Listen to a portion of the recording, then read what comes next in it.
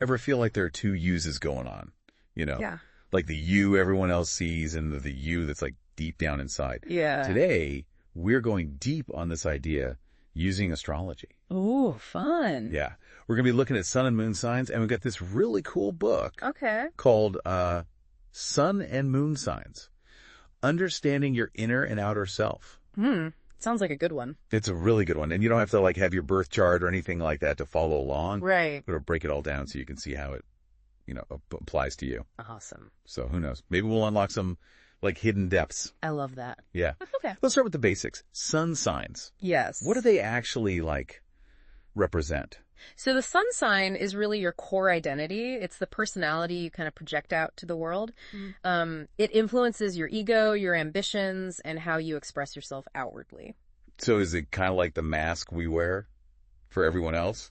Not necessarily a mask, I wouldn't say that. But more like the energy that we're expressing naturally. So think of it as your conscious self. Okay. The part of you that makes decisions and interacts with the world very deliberately.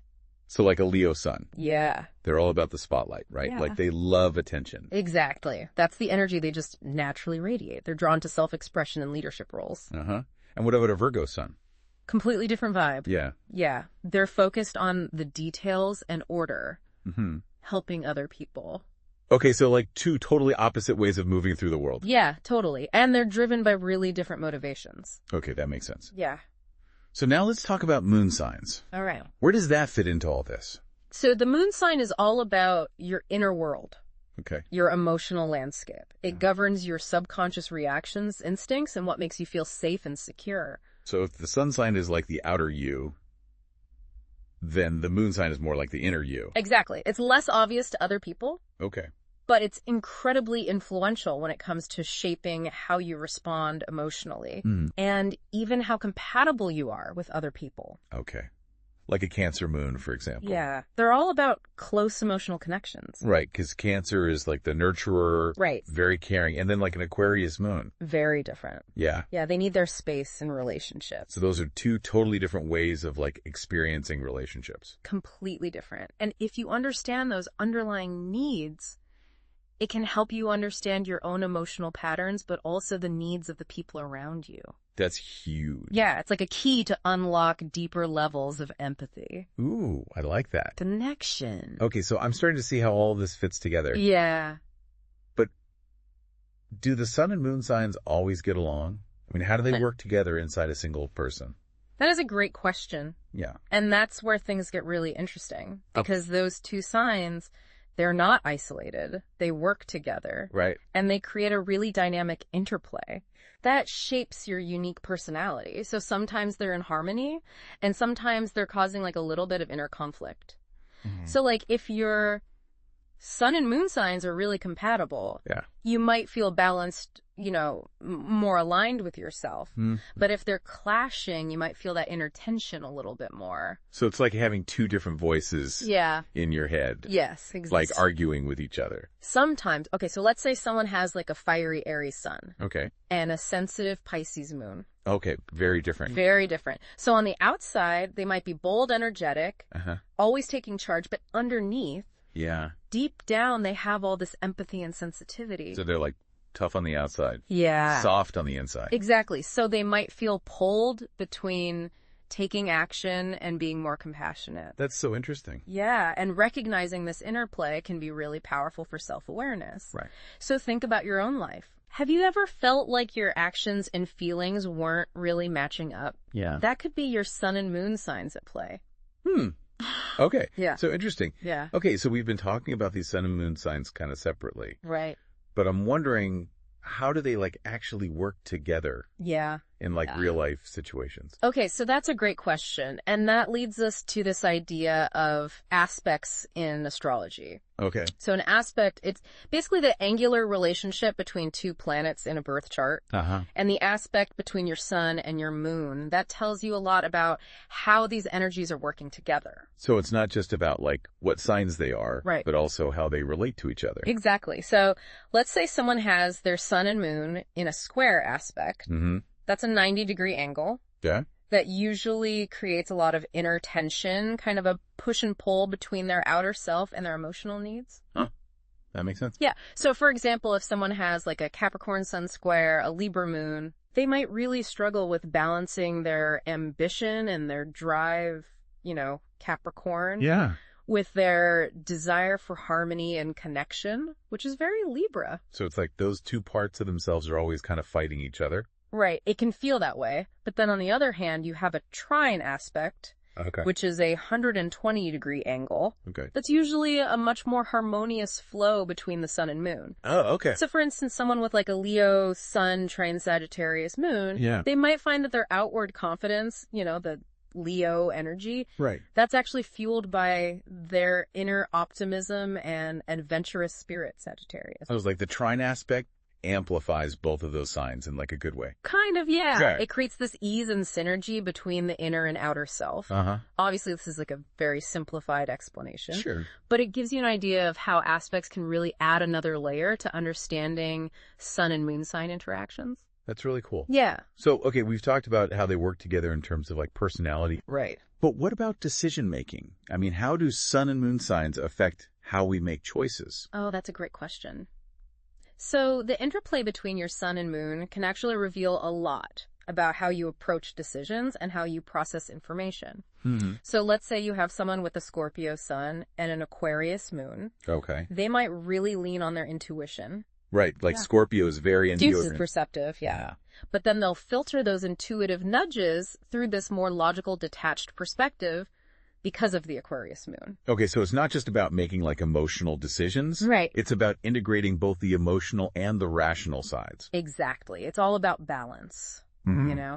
And then, of course, you have the flip side. Mm-hmm. So think about someone with a Gemini sun and a Capricorn moon. Okay. Gemini is all about adaptability, spontaneity. Right. Always changing. Right. But then that Capricorn moon comes in with the need for stability and long-term planning. Interesting. Yeah. So even if they seem impulsive on the surface, Yeah. their decisions are actually grounded in practicality and a sense of responsibility. Wow. So it's like those seemingly opposite energies can totally coexist within a person. Exactly. All Yeah. personalities are multifaceted, Right. and they're shaped by this complex interplay of all these astrological influences. So much more than just your sun sign. Way more. Okay, so for our listeners, what's like the big takeaway here? What should they be thinking about? I think the most important thing to remember is that understanding your sun and moon signs, Yeah. and even like the aspects between them, Uh-huh. that can be such a powerful tool for self-awareness. Right. It's about recognizing those patterns within yourself Okay. and using that knowledge to navigate your life, with more intention and clarity. It's like having a guidebook to yourself. Exactly. And that self-awareness, you can even apply that to your relationships. Oh, how so? Like imagine, your partner's moon sign. Okay. That could give you so much insight into their emotional needs, Yeah, it's huge. their comfort zones, even potential areas of conflict. That could totally change how you communicate. For sure. It's all about building empathy and compassion for yourself and the people you interact with. I love that. Yeah. It's not about like labeling people or putting them in boxes. Right. It's about using this knowledge to actually create better relationships. Exactly. So we've been talking about, our own sun and moon signs. Yeah. But what if we took it a step further Okay. and thought about the sun and moon signs of all the people we're surrounded by, Oh, that's interesting. like friends, family, colleagues? How do those energies all mix together? That's a really cool thought. Yeah. It's like taking this individual understanding of ourselves and applying it to this whole web of relationships. Exactly. So like Yeah. if you knew your best friend had a Cancer moon, Yeah, you'd be more understanding of their need for support. for sure. Or if you knew a colleague had an Aries sun, Uh-huh. you might approach projects a little bit differently. Yeah. Yeah, like more direct communication. It's like having this secret code to understand people better. That's the power of astrology. Yeah. It gives us this framework to understand ourselves and the world around us. So for everyone listening, Yeah. keep exploring. Dive deeper into this stuff. Yeah, see what resonates with you.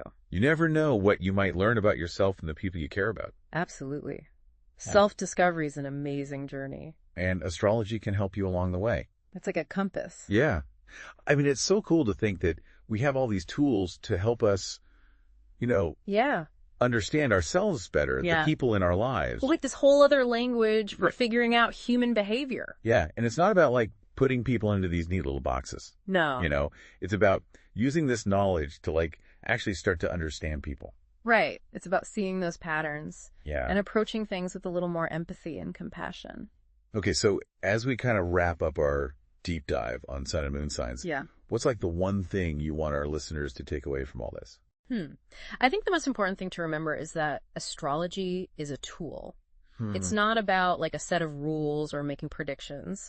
It's about using this knowledge to empower yourself, to understand your strengths and weaknesses. Okay. And to approach your life in a way that feels more authentic.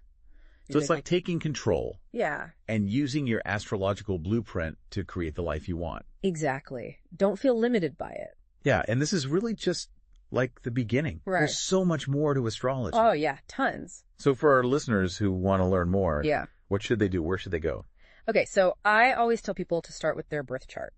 Okay. There are so many websites and apps that can calculate it for you for free. Oh, cool. Yeah. And once you have that, you can really start diving into all those different pieces, you know, Yeah. the planets, the signs, the aspects. It's all there. And don't be afraid to experiment. Like read different interpretations. Oh, yeah, for sure. Explore different like branches of astrology. See what clicks for you. It's about finding what resonates with you personally. I love that. And using that knowledge to keep growing, you know? Okay, well, I think that's a great place to leave it. Yeah. We've covered a lot of ground today. We have. From the basics of sun and moon signs Yeah. to how those energies interact within us and with the people around us. Yeah. It's been a good deep dive.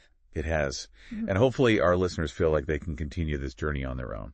Yeah. Keep exploring. See what else you can discover. There's so much out there. Absolutely. Until next time, keep those minds curious. And those stars aligned.